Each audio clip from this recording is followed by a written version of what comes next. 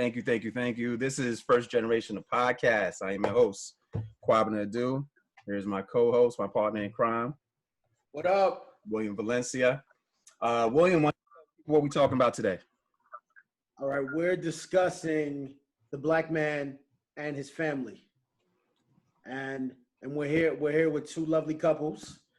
And we're gonna hear it from the male's perspective, and we're gonna hear from the woman's perspective. Awesome. So, couple number one, they're an older couple.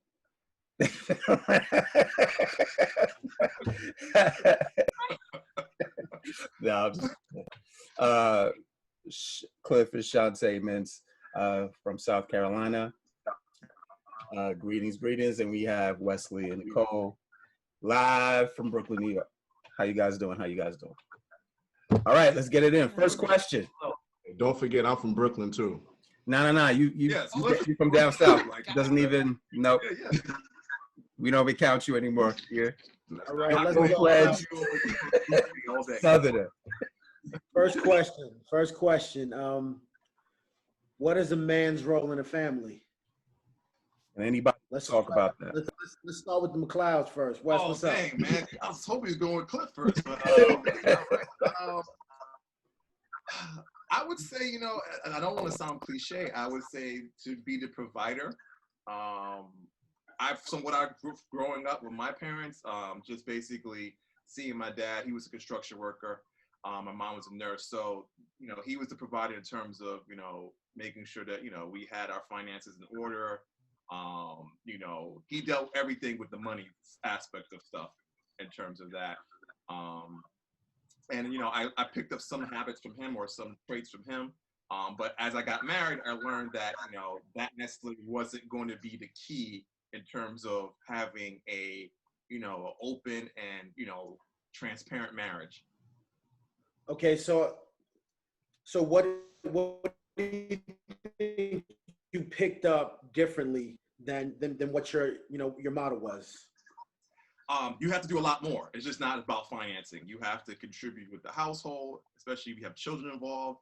You definitely have to have an active role in terms of, spending time with your child, not being so much a disciplinarian, but being there for the formative years for your child, helping out with just laundry, things that we take for granted, like laundry, cooking, cleaning, bathing the child, being more hands-on instead of like that traditional role where we're taught like, you just have to provide, like as long as you have money in the bank or, you could give your wife or whoever, your family, whatever they want, you're good. No, you have to actually be actively participating in the marriage in terms of all the other, needs that the marriage may need and your family. Okay, I got you. Cliff, what about you? What do you think the man's role is? I think it has been and always will be to be the leader of the house. And I don't mean that in a sexist kind of way, but just the fact that it has to be some type of voice, strong voice, not saying the woman can't have one, but that strong voice in the household, that decision maker. I still believe that provider is relevant. Like you said, Wes, it's probably a little more of a co-provider as we are today, but being a provider in the household, I think is still paramount, and it still makes a lot of sense in today's world, even though we are of a younger age. Yes. So not as much as the roles that we grew up seeing from any TV show we watched, where the dad was kind of like hands off. I go to work, and so you guys are definitely doing a lot more in the home than.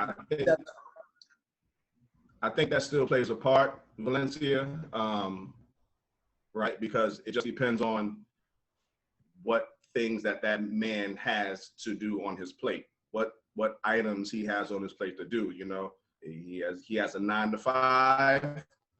Does he have any extracurricular activities? Does he have a second job? Does he have whatever? So being that provider is still that thing, and being able to sometimes you might be missing from the house, at certain points because you have so much to do. but that man should always still try to find time to come back home and make sure he spends time with family and be a part of the family, not just the financial maker or a big financial part of the family. I think that's where partnership comes in. Yes. A lot of people forget about the partnership. And when they take it out of context a little bit, when man is the head of household, people think about it the way it used to be. But now head of household is also that leader, but he's also that partner. And he doesn't forget about his role as, you know, a partner in this relationship, in this marriage. And when I say relationship, I'm speaking of the children as well. So. That actually kind of leads into the next question I was going to ask to follow up. For the wives, how did you see? Did you always see your role evolving? Do you think your role was supposed to be kind of traditional? Did you feel like it was supposed to be modern? What do you think, Nicole? Go ahead. I'm going to answer that. And my role, I guess, from growing up in a traditional West Indian family. Both my parents are Jamaican, and the roles are very traditional in the sense where mom cooked, cleaned, she went to work as well, but a majority of the time it was spent with dealing with the kids, and then dad worked and he provided and, you know, made sure we had a roof over our head, and if mom needed extra money, things like that. So I think by the time we had gotten married, I kind of already knew in my head I didn't want to take a traditional role.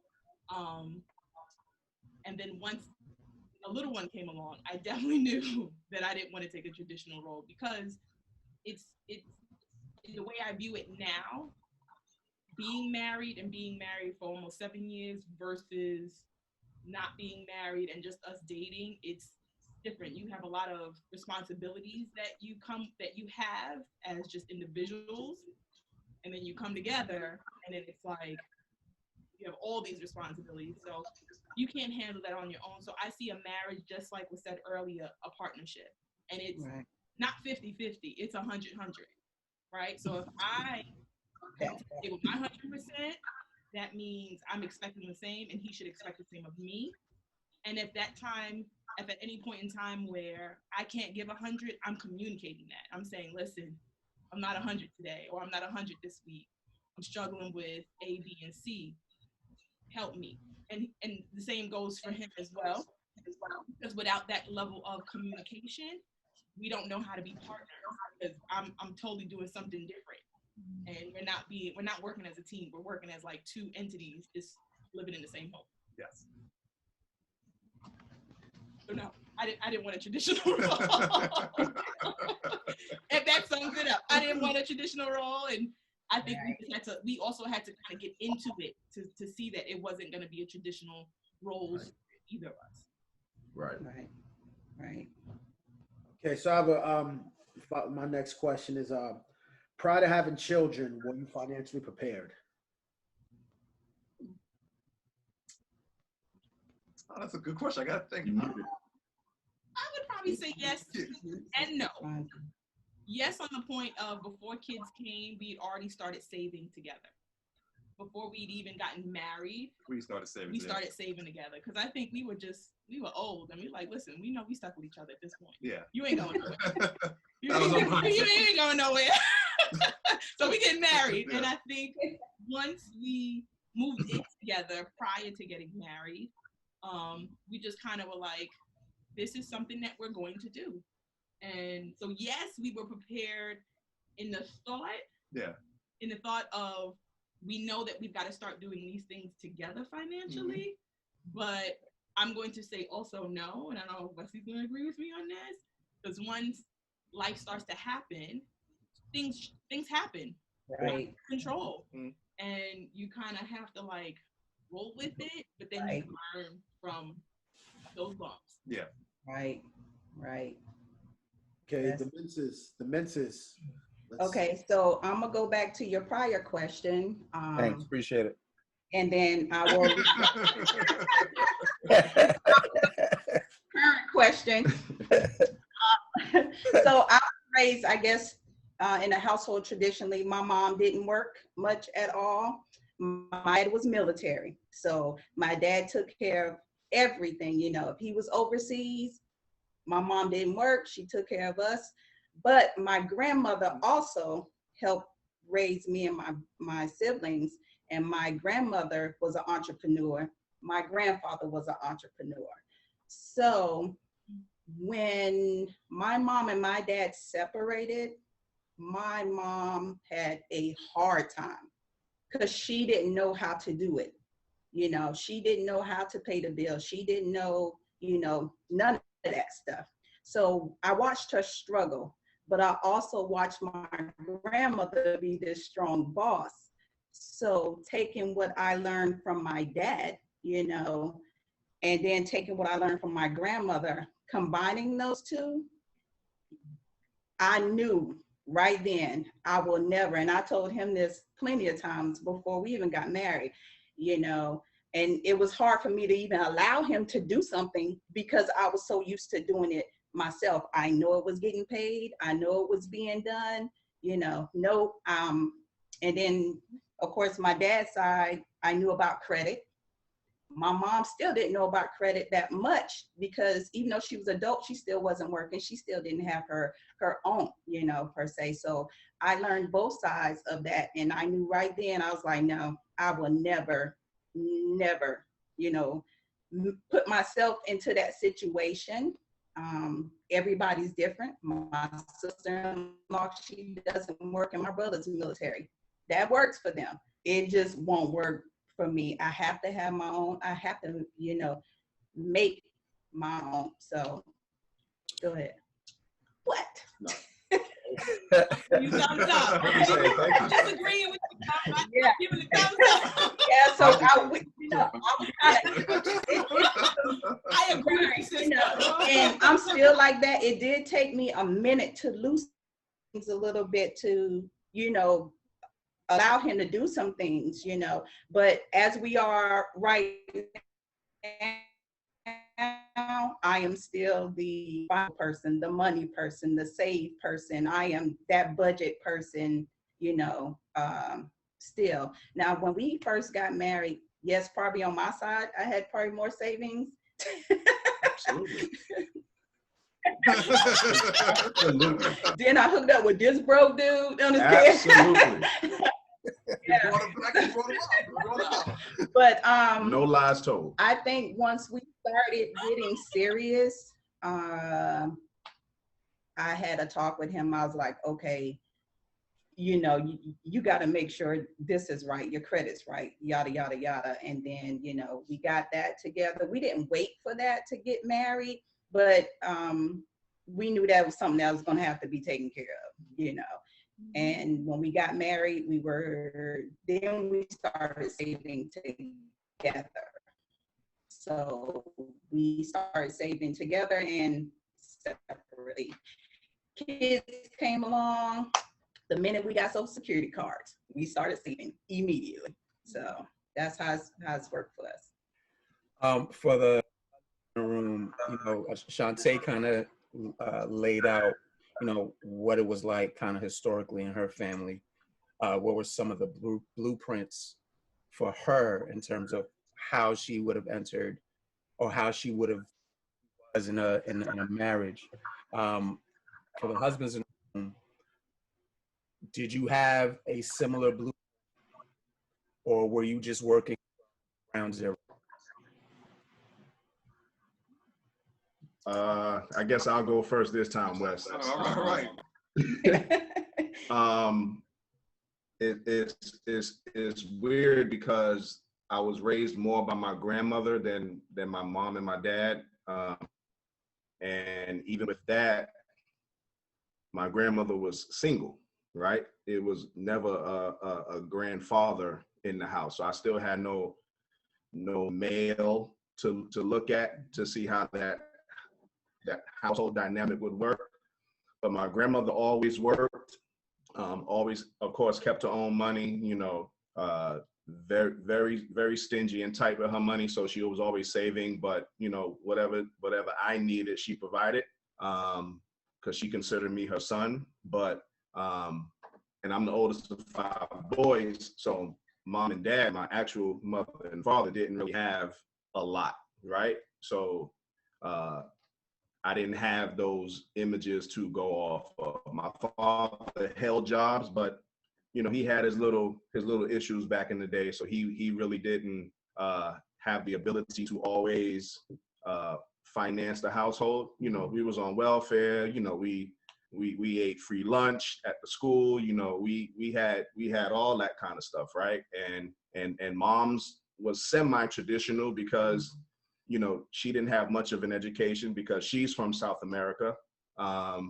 She's Guyanese, so she came over. She didn't have much of the education nor the skills to hold down many jobs. So more so a housewife, and then more so odds and ends jobs here and there. So my experience was honestly till I got older. In my own time, stepping out, leaving high school, leaving New York, meeting Shantae, and then figuring it out, how to manage money, how to be in that moment as far as present in the household and being a factor that way, but really didn't have much of a example Blueprint, yeah. or blueprint coming up.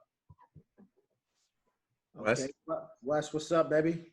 All right. So, I was just thinking, because as Cliff was talking, I was just thinking, and, with my parents, it was very unique on their part. They both were into saving. My dad was a tradesman, like I said earlier, so he was always big on saving and trying to see, how much he can save, really big into the finance part. And so was my mom. And they were both entrepreneurs in the sense that they were able to, when they first got here, they struggled, like they got here from Jamaica, but they were able to, save up, and they were able to get property earlier on, like in the 70s, like where some of these houses now are kind of like $1 million properties, but they were able to secure some property.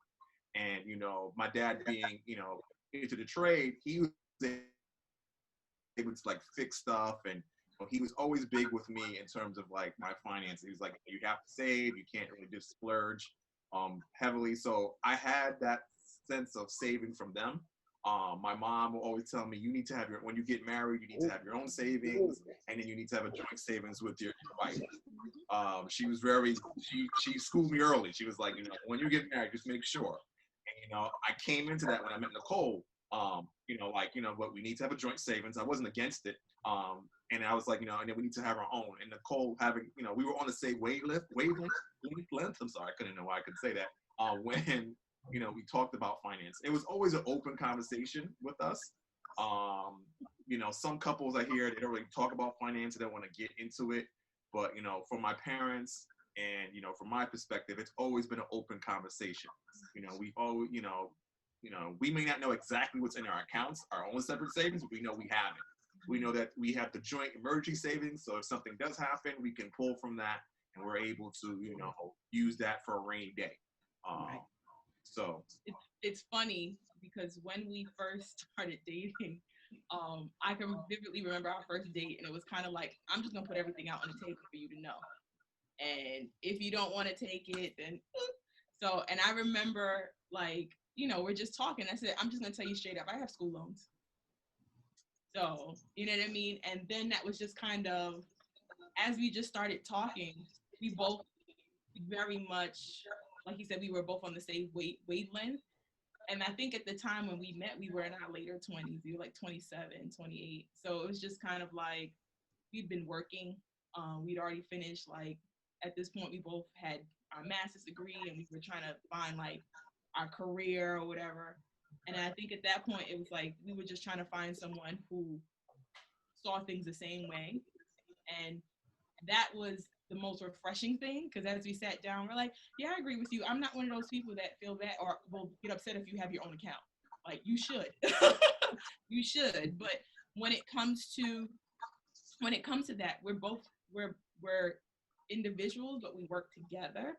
So we should still be able to maintain ourselves if something happens. Right. And meaning, when I say something happens, like something happens to the other, and then the other, you just got to be able to take care of that moment. Right. But we just make sure as a household that we are saving, I save with a purpose. Wesley saves every single penny. I save, and it's so funny because as he's saying that, I'm like, you give me a goal and we're saving towards that. We will have multiple accounts with this is the goal, this is the goal, this is the goal. And he's like, no, I'm just gonna save everything. And it's like, oh, wait a minute. Wait a minute. We do need to go on a vacation.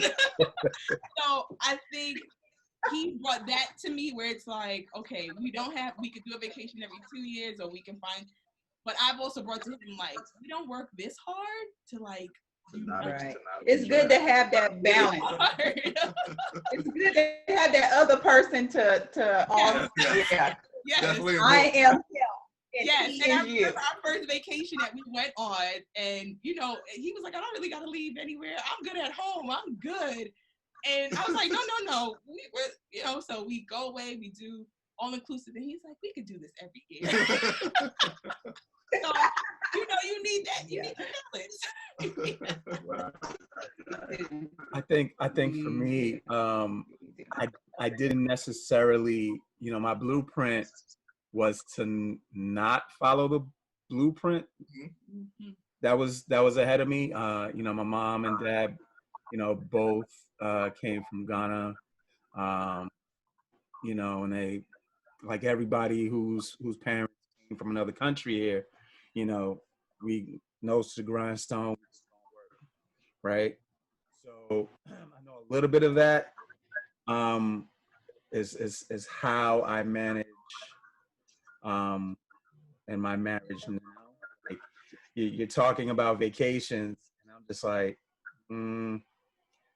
I need to make do a couple of extra procession hours just to make right, just to make sure. Because in my mind, something's gonna come up, right? Like that's how I think, and that's how I've always thought. So like, anytime like planning vacations and that kind of stuff came up, I was just like, well, 3 months from now we got paid for dance class, like, you know what I mean? So I haven't taken that part out yet. My wife has been kind of pushing and urging, like, a lot of times, they'll go on a vacation, and I don't have a problem with that. Like, here, you guys enjoy it. I put aside X amount of dollars for you to enjoy, right?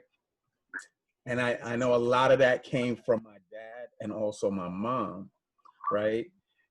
Because it's this idea that if I'm having fun on vacation, right, there's no sacrifice. And when there's something happens, I don't have money to cover that, right? Which is tough, right? Being able to break that notion and that cycle has probably been the most difficult thing for me in any relationship that I've had. Like even prior to my marriage with Joy, my older two daughters and their mom, like, even deciding, all right, we're gonna get this house. All right, let's go get this house. All right, we can't do this. So I saved the same kind of way Wes did. Like, all right, I'm gonna push everything into getting this house, which I should have just figured out anyway. But I should have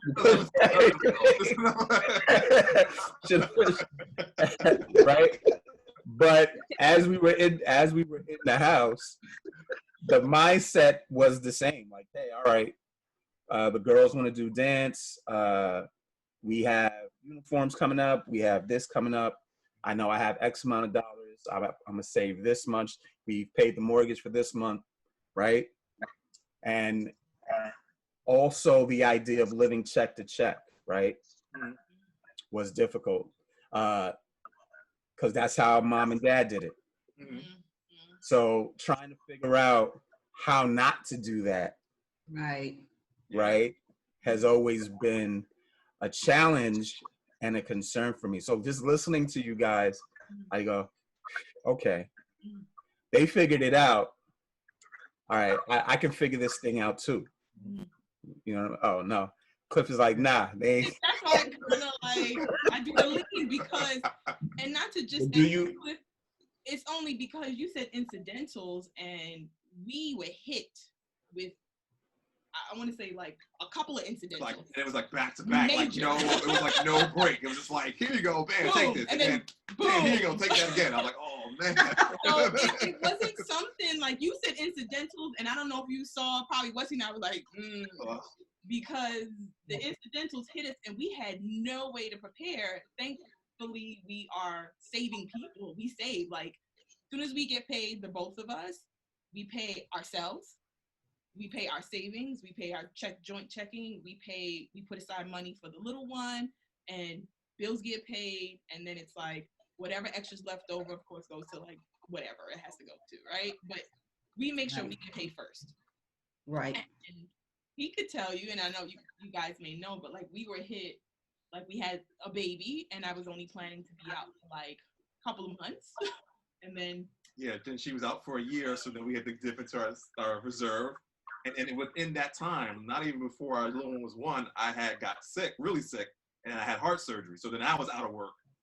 And luckily, if you when you work for the Department of Education, if you don't have no sick days, they'll just take you from your check. But luckily, I had enough sick days to cover my leave, and then I still had the little reserve. My procession, my overtime was cut because I couldn't work. And it was just like, if I didn't have that savings, we would have been struggling. It would have been definitely a hard time.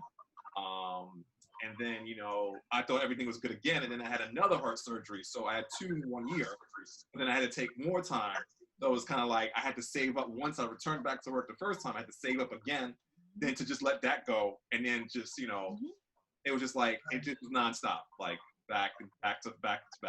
So we've learned not to put, and this probably sounds really horrible, not to say that we don't put an importance on money, but when it goes out the window, we learn not to go and become too attached to it, because there have been incidents where it was out of our control, and luckily, knocking on wood, we had saved a substantial amount where I could be out of work for that year. He was able to be out of work those 2 periods of time. We took a hit, but we were also able to like build it back up plus some, and then be able to make smarter decisions going forward. So when you talk about incidents, I don't know what cloud we got behind us. They say when it rains, it pours, but no, a whole monsoon comes through. Yeah, it was a hurricane. It was a monsoon, everything. Wow. I know. I remember like I said, we saved for this years ago, and I kept saying, how does it seem like we save so much for the kids? The kids have their accounts. My daughter's, 18 now, so she has a debit card, but she doesn't realize that she can touch her savings. She still thinks that, oh, mom has control over it, so I can't get. So yeah, so she doesn't touch her savings unless she won't watch this podcast. I will show that. But I know, right? I didn't think about that. But I kept saying, God, how are we? He had his savings. I had my savings. We had joint savings, joint checking. And I was, gosh, every time I checked the kids' account, I would only look at their statements every couple of months just to see what's in there. I said, it seemed like we're saving.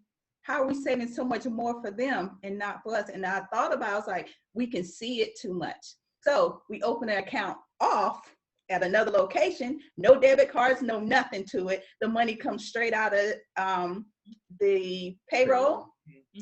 Any bonuses or anything, for some reason, I didn't set that up, but my job keeps sending all my bonuses over there, which is fine. But it's like, we'll look at it and it's like, wow, because we don't see it and we have no cards or anything.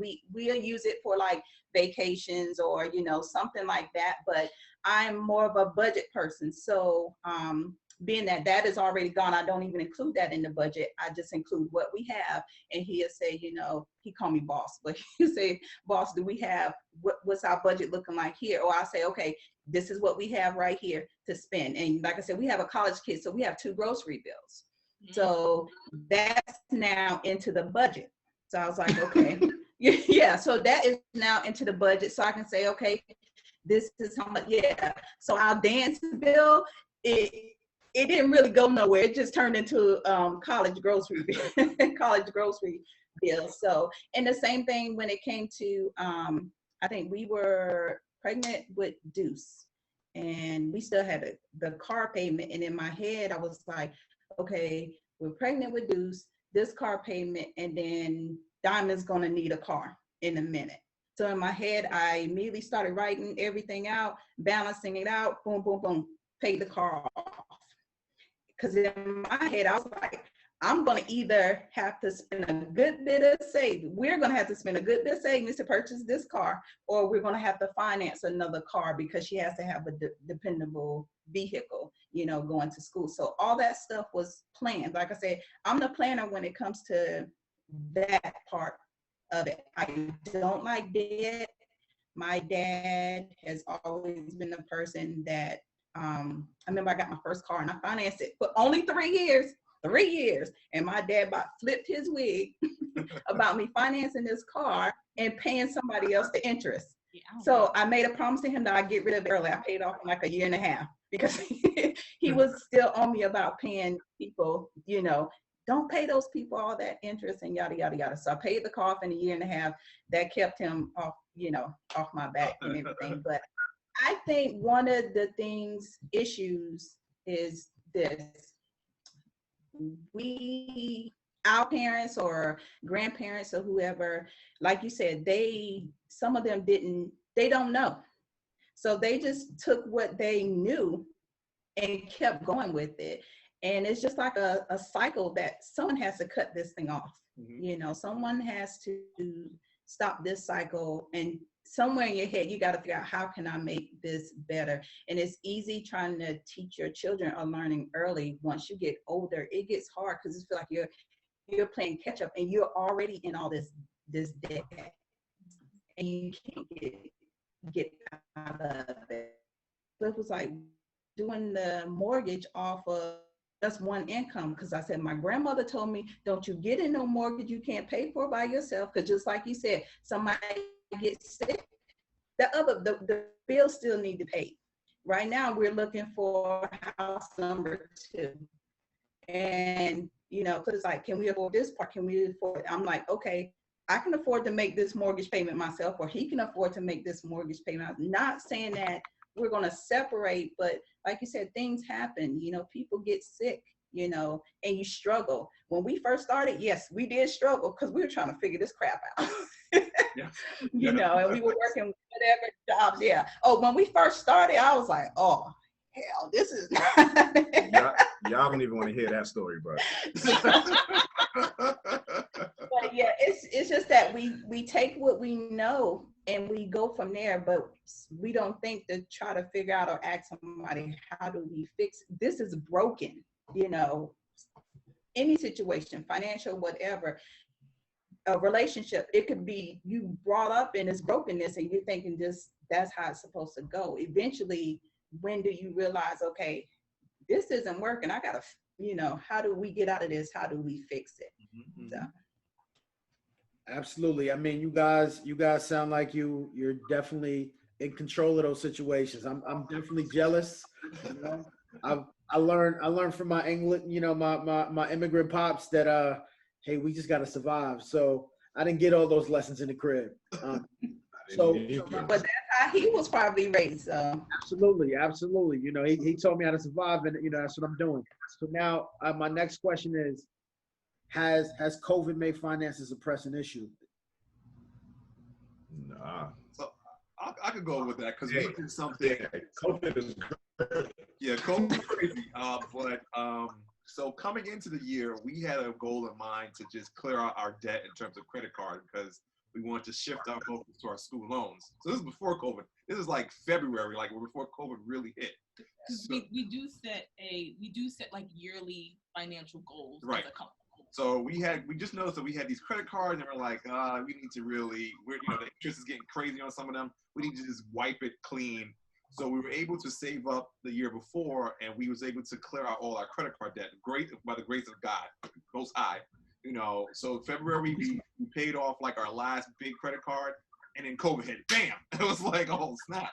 And I was telling the girl in March, I was like, you know, it's a good thing that we paid off all those things, because it was like. Go ahead, keep talking. Right, I was like, and she's been telling me for a while we should do it, and I was like, Okay. Sidebar. I was dragging my feet. Sidebar. The saver, who is, I love this man to death, and we both learn a lot from each other. But I think, like Shantae, I think ahead 5 years. He thinks I'm saving everything right now. And I'm thinking, like, we'll make all of this back. Throw all this money at this, and then we'll make that double because we've paid everything off. So when he says that by February, by the grace of God, I had to do some persuading for a year. I had to do the math.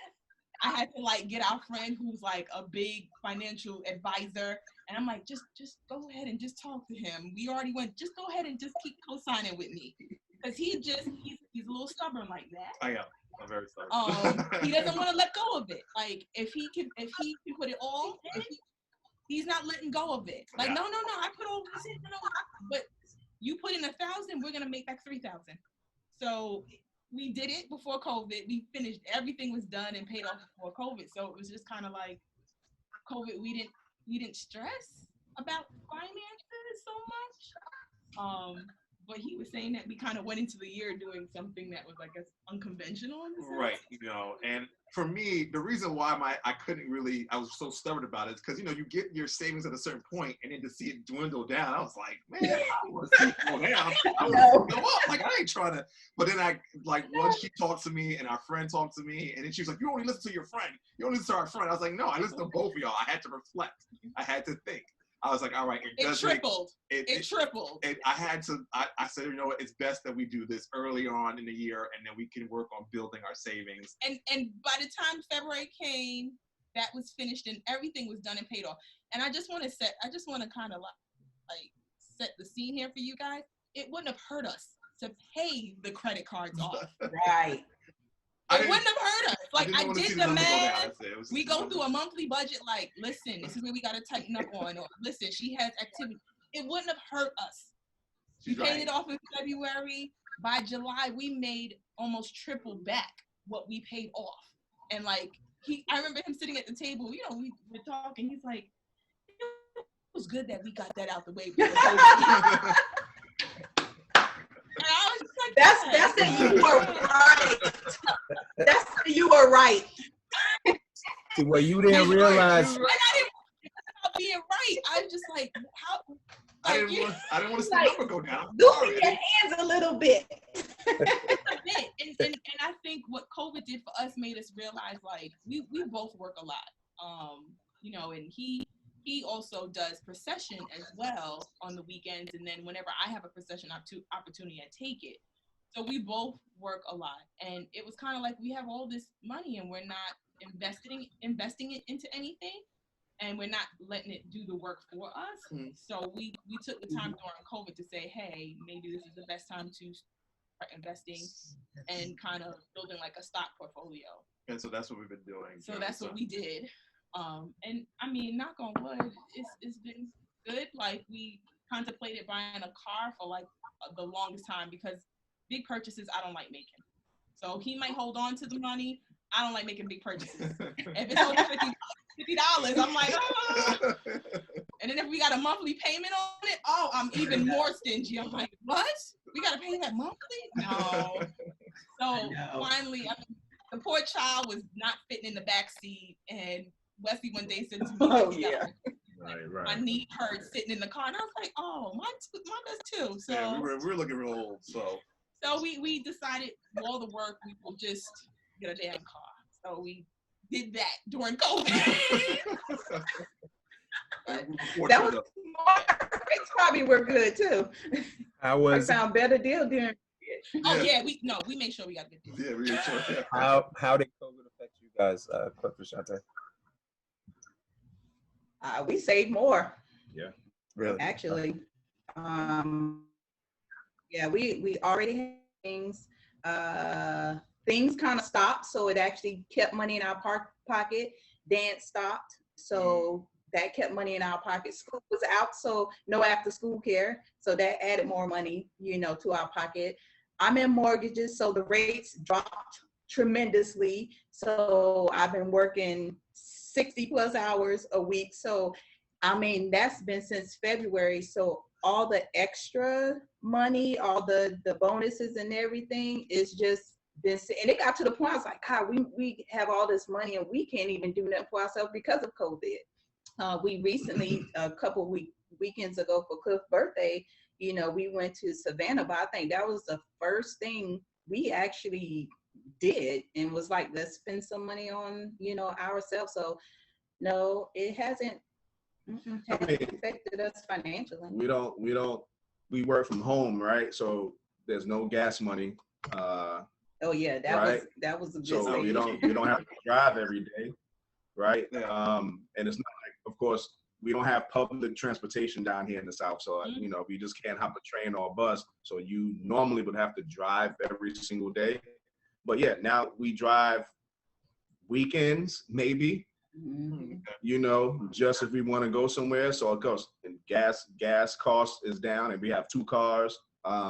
You know, that we do pretty much every single day previously. But nah, COVID didn't really put any strain on the pockets, man. And you know, that's definitely a blessing. You know, we kept our jobs.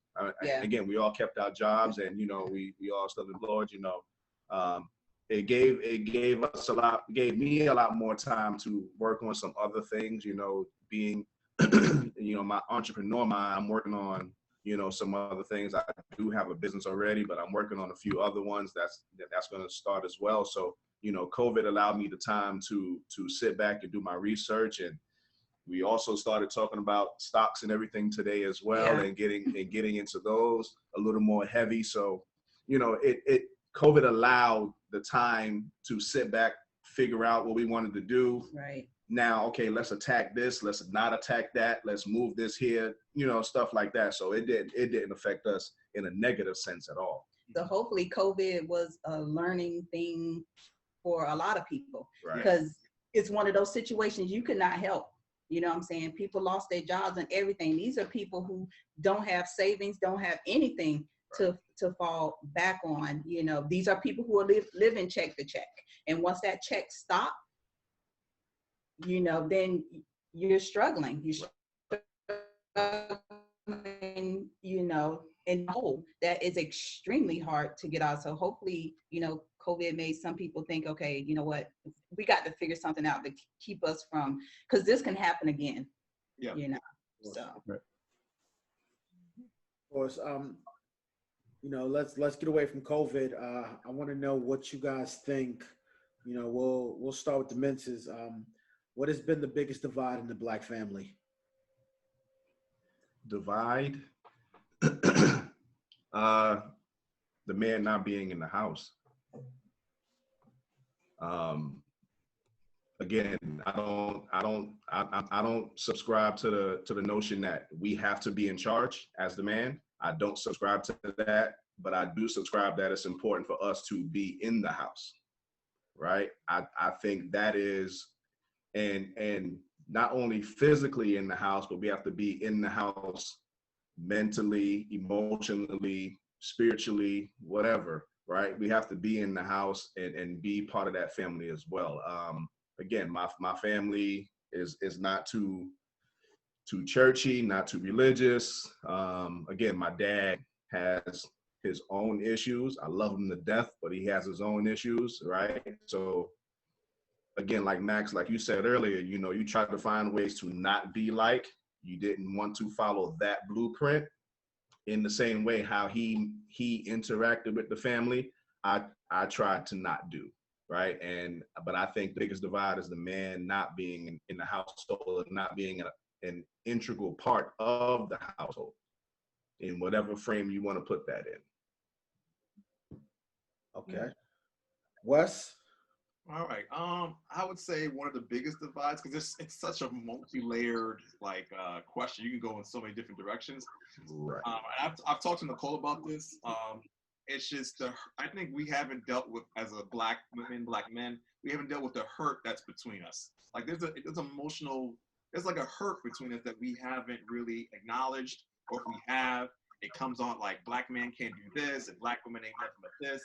And I think, unfortunately, when we watch like social media and we watch TV and we hear stories, those negative ideas or thoughts are being perpetuated at an alarming rate.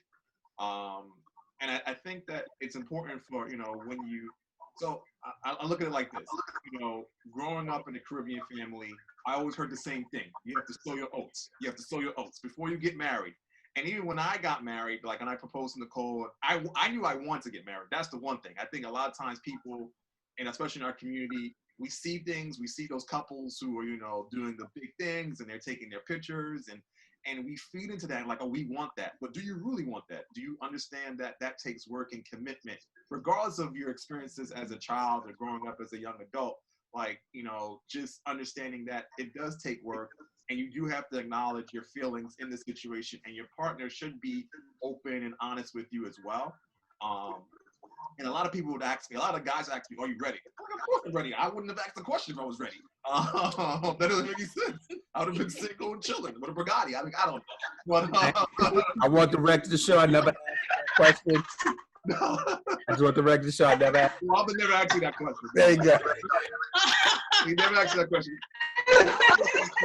Well, actually, interesting enough, he was one of the first people I told that I was talking to Nicole when we used to work at Auto back in the day. So, just to throw that in there, to some history. So I think in terms of us as a people, we really do need to be honest about what we want and what relationships really look like for us. I think a lot of times our boys, they, our males, our young males and boys, they want to be players. They want to have multiple women like they see in the videos or social media, and that doesn't work, especially if you don't got the money. But it doesn't work if you're not honest. And then you lead people on by saying, I want to. Everybody can't be Future. Right. I want to be with you, but then you have two other women that you're talking to, or vice versa. If you're a female and you have two other guys, those are your options. I think if we were more honest about, some of the things that are going on with us internally and then how that affects us in our relationships, and I think that, we would have, more, a clear understanding about what each one wants out of, in our community, I should say. But you know what that is, Wes? Yeah. Sorry to cut you off, Will, but you know what that is, Wes? That's lack of communication. Yes. And as a people, we don't communicate enough, period, right? On any front. Yeah. So if I can't be honest with myself about my feelings, I'm for sure not going to tell you about them. Yeah. You know what I'm saying? So if I don't tell you, then now we don't have that communication. We don't know what's happening with each other. Correct. But that's what I was gonna say. I was gonna piggyback off of what Wes is saying, right? So if I can't show the world I love myself, right? How can I go and say, okay, I love this woman, right? So I have to fake it. I have to give this ultra macho look, and then you'll have women doing the same thing and not loving themselves properly. But now it's like, yo, I need to get these 3 dudes to buy me these bags, right? So if we're not able to love ourselves properly, we're accepting images from outside of us about who we should be, right? If somebody's telling us what we should put on our body, our skin, what information we should put in our heads, what food we should put in our mouths. If we can't love ourselves up properly, look in the mirror and do this, how can we look at our partner and then give that love? And then now we have all this miscommunication. So, I mean, I was looking at something on social media. It was it was a young rapper, and he was talking about, oh, I don't mess with dark-skinned girls. And I was like, dude, what's wrong with you? Like, I mean, if he said, hey, I don't mess with ugly chicks, I can live with that, right? I can live with that. Why is that? Come on, don't laugh at me. Absolutely, though. Oh, okay. I get it. That's viable. It's like, don't put it on something that is so, it doesn't have any bearing, right? Because, shorty could be, she could be dark as all outdoors, and she could be the prettiest thing going, right? So that has no bearing on beauty. It's just what society's telling you that's acceptable, and we don't understand that because we haven't learned to love ourselves properly. So that's, to me, it fits in what both you guys said about us, learning to love ourselves. It's about us learning to communicate. And now, if you're not communicating properly, you don't love yourself. So all your messages that you screaming, you telling everybody, I don't love me, right? and the hate, and then and then how you moving forward. Listen, I worked in the worst high school in New York City. The worst high school in New York City. Manhattan High School, not Auto. Don't get it twisted. Listen, Manhattan High School on 52nd and 8th, right? All the kids had an IEP, right? Yo, my man, what are you doing? Hold on, listen. Hold on, listen. What are you doing? Check it out. Hold on, listen. It's a great school. We don't co-sign none of that. Great school. Hold on, listen. We don't know what you're talking about. Listen, so I'm there in the morning at scanning, and kids come in, you like, good morning, they're like, fuck you, and you like, whoa, how you mad at cornflakes? You know what I'm saying? Like, why you angry, right? So it's that we don't know how to direct, what's going on with us in the proper direction, so we misdirect, right? It's like you guys having an argument about child rearing, and then you go in the bedroom, and now the fight continues. The mommy and daddy aspect is, we can be upset about that, but now it's mom and dad, man, woman, right? Mm-hmm. Like, let's not misdirect it. And what we're doing as people is we misdirect the things, right? We misdirect the fact that I don't love myself, so I'm gonna go talk about this chick over here. She dark skinned, and so I'm gonna try to bring someone down. Remember being kids and like the worst insult? I mean, I think the worst insult in Brooklyn in the 80s was African booty scratcher, right? So here we go. Yo, son. Here we go. But that was the big bullet in the gun. Yeah. Exactly. Here we go. Listen, but what I'm saying is that we, us not loving ourselves, directed, and we push it towards something else instead of, now we've, we're trying to get better. We're trying to heal as a people. We're doing other things to where those things aren't insults anymore, right? We, there's some healing in that, and and I think, with that now, I think we can start coming together and doing better, seeing better, right? I don't know what these unions look like. You see, you got these, two bald heads over here next to wives, and and they all close and all. When does it become attack on bald heads and Africans? What does the matter with you? But it's amazing. It's amazing, and that's growth, and that's something that's dope, and that's something that's needed, and that's something that's extremely relevant today. Nicole, I think you had a comment. Yeah. It's all, and Will said it really well, and Wesley and Cliff, it's all connected. We come from generational trauma, right? So we all at some point during this conversation, how we saw our parents do certain things, and we saw like our grandparents. We don't think of what we see as trauma sometimes. When you see a parent losing a job at one job after another, right, we don't think of that as an issue. We just think, oh, that's survival. That like my mother or my father was a hustler. They still got up and found that job. But that's trauma, because now we got to go into the aspect of what emotions are those now those situations digging up. What are they causing? And then also thinking about how your parents parented, and now when you become a parent. Right. So all those things coupled with how the Black community doesn't think that there are healthy Black relationships. Like, we see so many. And I have to say, I didn't see as many until like I got married. And it was like you got into this Black club of Black people that were married. And you're like, oh, you're not a unicorn. So it was like, wow. And then we realized, like, no, there are Black families that have mothers and fathers and grandparents, and we all live together, and we're making this work. And it's not all negative, but unfortunately the images that we see, of course, the conversations that are had, like, you don't talk about those things or don't speak on those things. We don't learn how to communicate. And right, that's something that I think, above all, money, anything else, when it comes down to, like, I don't want to say the solution in our marriage or whatever works the best for us, the smallest things we communicate about. And that's because I don't want to overlook how he's feeling, and I don't want him to overlook how I'm feeling, because now we're going back to the generational issues we had where, especially growing up in West Indian households, they don't talk about it. So now I don't even know how to ask you, we need to pay a bill. Do we have the money in the account? Like, Right. I don't know how to ask you that because my pride is now that a woman is like, I was always told by my mother, don't ask no man for no money. But we're in this together. I gotta ask, we got enough money, we covering this, because guess what's coming next? The little one has this going on. Yeah. And those little simple things, just saying, hey, I got my check today. Like, I know how much he gets on his check. You know exactly how much I get on my check. I cannot tell you if my mother knew what my dad got on his check. Like, I don't even think she knew what he got paid.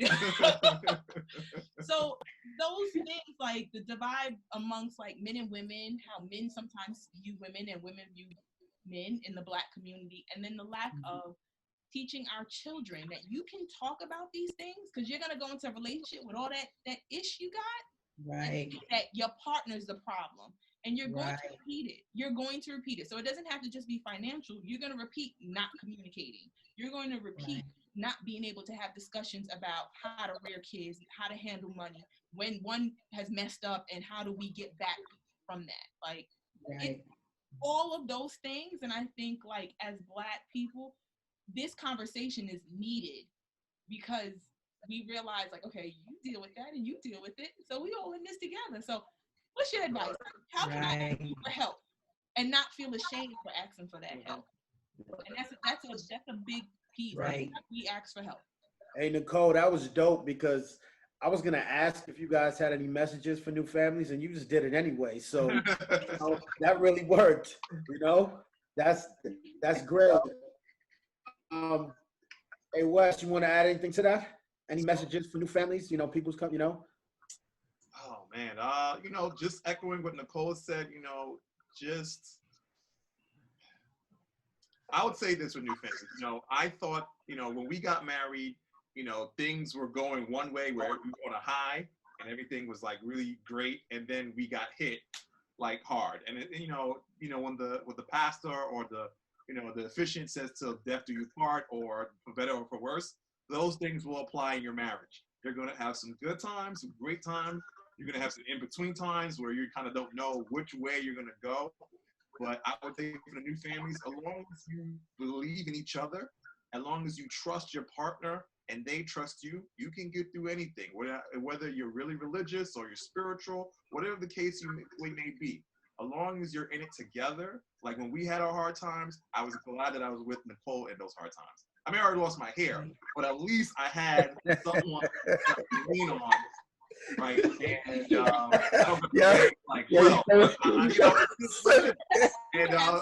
I got some, but I realized even through the hard times, manageable. And she made the hard times manageable, and she made the great times greater for me. And I think that's important as a young family. Like, you're gonna have your bumps in the road, and it's okay. It's okay. As long as you guys come together as a unit and sit and talk about like how you were feeling, what's going on, and then figuring out a strategy in which you can get out of the situation or make the situation work for you, I should say. Dope. From South Carolina, what's up? Any messages for new families? All of that.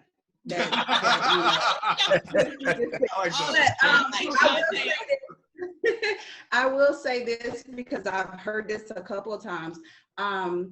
Don't go into your marriage or your relationship already thinking of a quick way out. Some people think, if it don't work, I'll just get divorced. It doesn't work like that. This new partnership is something that is supposed to last, and both of you have to work at it together. What works for you and your relationship, may not work in someone else's relationship. And someone asked me years ago, because we'll be married 20 years in June will be 20 years.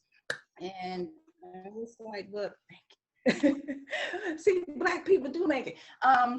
But when you get married, honestly, I said, you become an author of this whole, I said, each chapter you are writing, you and your spouse are writing this book together, and it's full of blank pages. each day is going to be a blank page that y'all are writing this new thing together. And I said, you know, as long as you keep writing that story together, it's going to have a great ending. I heard a long time ago as well from a young married couple, and I hope he can say certain words on here, but I'm gonna say it the way he said it. Right? He was like, he's like he said being a man ain't shit. Right? The idea of what a man is, and when you take that to heart and you wanna live up to those check marks that you have on what being a man is, and if you feel like you've been missing any of those points, and now you feel bad for yourself, right? Now you don't feel worthy as the man of the household, right? So the advice would be, don't hold so much of those old school theories, right? Because again, like Shantae said, you have to. Not only are you writing these chapters yourself as a couple, but you're growing yourself individually every day as well. So you're writing in your own separate diary of who you are and how you're supposed to be. You're going to change, right? Mm-hmm. So as individuals, so you should also assume that you're going to change as couples, and hopefully that change is bringing you this way, more so than that change bringing you apart from each other. It's growth. And again, it's going to come off as growth, but just make sure as a couple, you are there for one another, because at the end of the day, at the start of the day, it's you two, and at the end of the day, it's going to be you two, right? So make sure you're there for one another, and make sure that you're considerate, right? I find it hard to hear from some of my other married friends when they don't ask their spouse how their day was. Yeah. Yes. Something as simple as that. How was your day? And actually sitting there and honestly wanting to know. It's a little different now because we work in the same office. I'm like, are you listening to me? Right? We work in the same office, so it's different. But when we were pre-COVID, right, and hopefully post-COVID, whenever that happens, right, once we were apart 8+ hours a day, now we come home. Now I want to know how she's doing, and she wants to know how my day was. Mm-hmm. Right? Enjoy those moments, relish in those moments, and just make sure that both people are in it for each other. Mm-hmm. That's the main advice. Be in it for each other.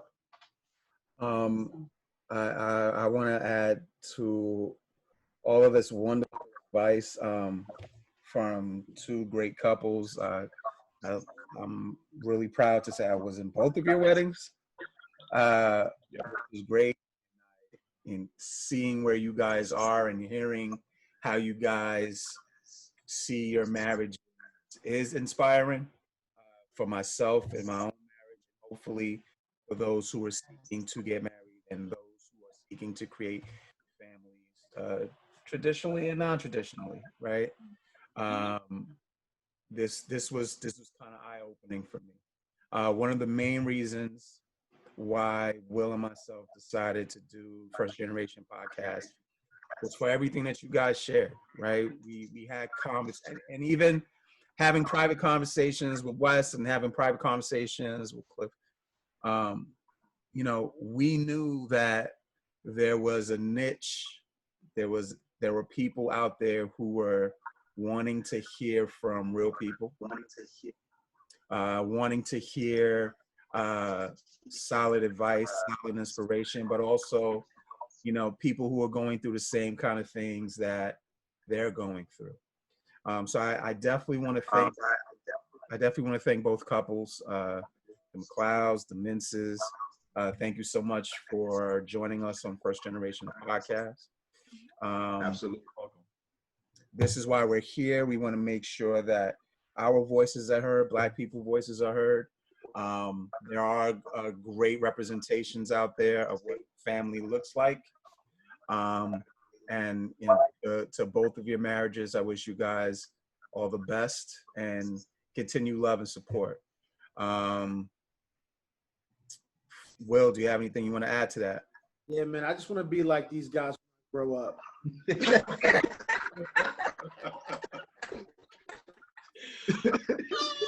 One day. You gotta shake Yeah, you got to shake your hair. You got to get that thing in it. Oh, man, keep there, man. Keep waves. The ladies do love a bald man. I'm just But saying. they also love waves too. Just keep the waves. Why did you marry with bald head? Hey, fellas, you know what? I love you guys. I love you guys for doing what you're doing with your families. I love you guys for sharing it with us so that everyone can hear this, so that we can show, what's possible, because, like I said, we hear what black men aren't doing, but we need to see what black men are doing. I think that's the most important thing, for us to be those representations, and for us to, keep being, those loving beings, and loving ourselves and loving our families and loving each other. And, and this is how we do it. I appreciate you guys, all of you. Hey, y'all, this has been First Generation the Podcast. Real conversations from real people. I'll let y'all. Peace.